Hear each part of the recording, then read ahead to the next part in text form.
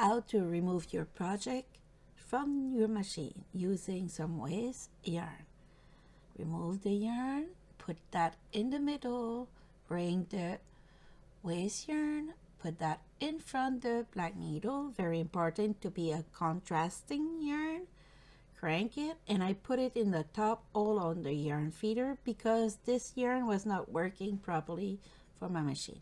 So you could do 3 to 5 rows. In this case I don't, because I don't have any more yarn, and continue to crank. When there's no yarn, it will remove by itself all the stitches from it. If you need help to close the tube, you could reach to other projects that I have on my YouTube channel.